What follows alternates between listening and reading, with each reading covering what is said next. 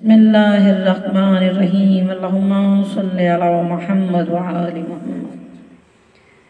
جس نے کبھی چلائے تھے تیری لحد پہ حل، ایک دن تجھے مٹانے اٹھا تھا بد عمل۔ آواز دے رہی ہے اسے آتش دجل، اپنے لحد سے او متوکل ذرا نکل۔ اپنی خزاں حسین کی فصل بہار دیکھ، کاٹی تھی جس پہ نہر اس کا مزار دیکھ۔ اور کسی نے کیا خوب کہا ہے، ظالم متوکل اپنی بربادی دیکھ، مظلوم کی شان فتح آزادی دیکھ۔ حل جس پہ چلائے اور نہریں کاٹی، آ اس کربلا کی آبادی دیکھ۔ اللہم صلی علی محمد وآل محمد۔ حضرت ذکر حسین معجزہ ہے، اے مومنین ذکر حسین معجزہ ہے۔ اس کا ثبوت سنیے، جو شے فطرت پر غالب آ جائے وہ ہے معجزہ۔ آگ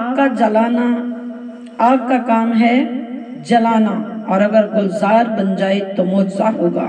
خشک لکڑی کا کام ہے جل جانا، اگر درخت بن کر میوے لگ جائیں تو معجزہ ہوگا۔ لوہے کا کام ہے سخت رہنا، اگر کسی کے ہاتھ میں آتے ہی موم کی مانند بن جائے تو معجزہ ہوگا۔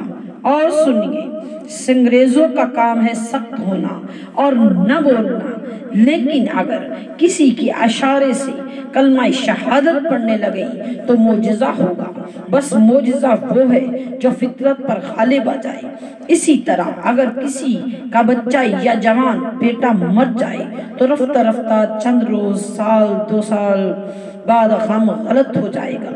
یہ ہے تقاضۂ فطرت کہ جس گھر میں کل ماتم تھا اس گھر میں آج شادی ہے، مگر عزاداری مظلوم کربلا فطرت پر غالب ہے۔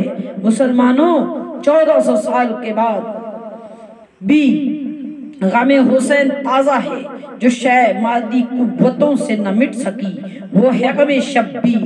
یہی بات کی دلیل ہے کہ عزاداری حسین مشیت الہی ہے اور حسینی معجزہ ہے۔ اللہم صلی علی محمد وآل محمد۔ 1300 برس گزر گئے، اب تک شبیر کو دنیا روتی ہے۔ اشکوں کا سمندر بہتا ہے، آنکھوں کی طہارت ہوتی ہے۔ دل میں رہے تو نقطہ غم پہ آئے فریاد بنے، آنکھوں میں رہے تو آنسو ہے، آنکھوں سے گرے تو موتی ہے۔ شبیر تمہارا کیا کہنا، راضی بر راضی حق رہنا، گردن پہ چھری سجدے میں جمی تکمیل اطاعت ہوتی ہے۔ تاریخ شاہد ہے کہ 60 ہجری سے لے کر آج تک ہر ممکن کوشش کی جا رہی ہے کہ ذکر حسین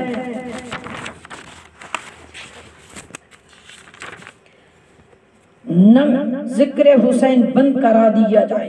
یزید کی حکومت نے لاشوں پر گھوڑے دوڑائے، خیام جلائے، بچے قید کرائے، محمد کے نواسے اور ان کے انصار کے سر شہروں میں پھیرائے۔ حکومت متوکل نے قبروں پہ ہل چلائے، پانی بہائے، زائروں کے ہاتھ قلم کرائے، سر کٹوائے۔ ہر دور کے علماء نے فتوے لگائے، رسالے چھپوائے، اشتہار لگوائے، ماتم شبیر کرنے والوں کے سر قلم کرائے، نکاح توڑوانے، مگر ہر دور میں حسینی مشن، حسینی معجزہ رہا ہے۔ حسینی مشن معجزہ ثابت ہوا۔ مسلمانوں، ذکر حسین مشیت الہی ہے۔ ہمیں علم ہے کہ کون سا مذہب صرف تنظیم کے سہارے سے باقی ہے، ہمیں یہ بھی علم ہے کہ کون سا مذہب حکومت کی طاقت سے پیدا ہوا ہے۔ ہم خوب جانتے ہیں کہ کون سا مذہب صرف نمازوں کے سہارے سے زندہ ہے۔ ہمیں علم ہے کہ کون سا مذہب صرف کثرت کی آڑ سے باقی ہے۔ ہم اس بات سے بخوبی واقف ہے کہ کون سا مذہب داڑھیوں کی آڑ میں پڑ رہا ہے، مگر مسلمانوں بتاؤ مشن حسین کو کیا سہارا ہے؟ بیگانے تو بیگانے رہے، حسینی مشن مشن کے طرفداروں میں جھگڑا ہے، مولوی کا ویری نظر آتا ہے، ذاکر کا انادر ماتمی مجلس سے مجلس ٹکرا رہی ہے، مگر حسین ذکر حسین زندہ و تابندہ ہے۔ یہ اس کی وجہ صرف یہ ہے کہ اس میں قدرت کا ہاتھ ہے۔ یہی دلیل مشن حسینی کے لیے کافی ہے کہ ذکر حسین مشیت الہی ہے۔ ادھر محرم کا مہینہ قریب آیا، ادھر اشتہار لگ گئے، ملا لوگوں نے چیخنا شروع کر دیا کہ بتاؤ شیعو، ماتم کرنا کس بارے میں لکھا ہے؟ سیاہ کپڑے کرنا کس آیت کا ترجمہ ہے؟ شبیہ حسین نکالنا کس جگہ سے ثابت ہوتی ہے؟ علم عباس کس بارے میں نکلنے کا حکم دیا ہے؟ زنجیر مارنا جائز کس آیت کا ترجمہ ہے؟ مسلمانوں، قرآن مجید سے ثابت آزاداری طلب کرتے ہیں۔ ثبوت مانگنے والوں، مہربانی کر کے ہمیں بتاؤ کہ تراویح کس بارے میں ہے؟ اللہم صلی علی محمد وآل محمد، صلاۃ خیر من النوم کس آیت کا ترجمہ ہے؟ التحیات کا طریقہ کس بارے میں ہے؟ سبحان کا اللہم تم نے کس بارے میں لیا ہے؟ درود تاج کس بارے میں ہے؟ درود ماہی کس بارے سے لیا ہے؟ نماز میں ہاتھ باندھنے کا طریقہ کس بارے میں ہے؟ وضو میں الٹے ہاتھ دھونا کس بارے میں ہے؟ اور گردن کا صحیح مسح آیت کا ترجمہ، مزاروں پہ طبلہ کی تھاپ کس بارے میں ہے؟ قبروں میں سجدہ کرنا پارے کس بارے میں ہے؟ اور جلی کا حال کس بارے میں ہے؟ مرشدوں کی تربتوں پہ ناچنا گانا ردا،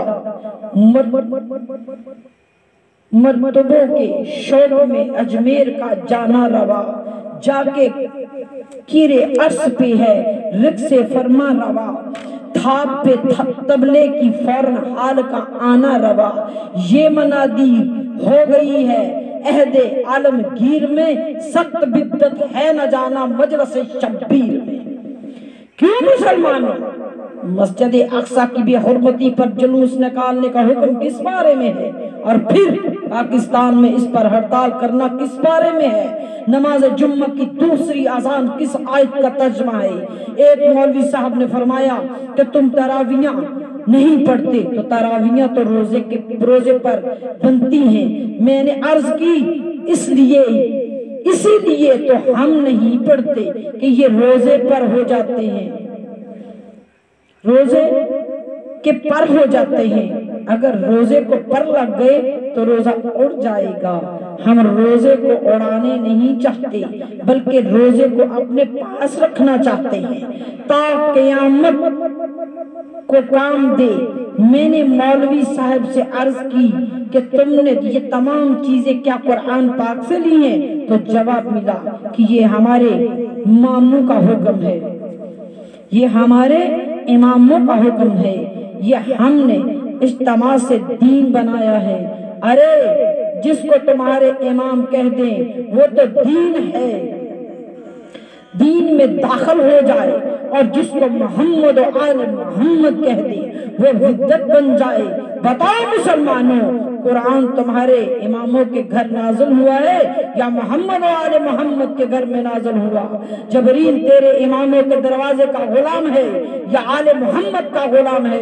فرشتہ درزی بن کے تیرے اماموں کے بچوں کے لباس خلد بری سے لایا یا بطول کے بچوں کے لباس لایا؟ ارے رسول خدا نے تیرے اماموں کے بچوں کو کاندھے پر اٹھایا ہے یا حسن حسین کو فخر سے کاندھے پر اٹھایا کرتے تھے؟ مولوی نے کہا کہ آج محمد کو تو بس ہم ہی مانتے ہیں۔ میں نے عرض کی مولانا اگر آل محمد کو اپنے امام مانتے ہو تو نعمان بن ثابت، ابن بن حبل، مالک اور شافی کیا ہوئے اور ان بزرگوں سے کیا رشتہ ہے؟ یہ کس طرح دین رسول کے وارث و مالک بن گئے؟ لوگوں غور کر کے بتاؤ کہ ان میں کیا خوبی ہے اور آل محمد میں کیا کمی تھی کہ یہ چار بھی امام بنانے پڑے؟ ملا کی مثال تو اس عورت کسی ہے جو اپنے شوہر سے جھگڑنے لگی اور کہا کہ اگر میں نے جھوٹ کہا تو خدا مجھے بیوہ کر دے، اگر تو نے غلط کہا تو خدا تیرا سر لے، دونوں طرف سے ہی اپنا دامن پاک رکھنا مقصود ہے۔ ادھر تو یہ دعویٰ ہے کہ ہم بھی آل محمد کو مانتے ہیں، بلکہ شیعوں سے زیادہ مانتے ہیں، اور جب مسائل کی ضرورت پڑے تو نوانی بن بیٹھے کہ ہم تو صرف ائمہ اربعین کے فرمان ہی کو مانتے ہیں۔ اللہم صلی علی محمد و آل محمد و عجل فرجہم۔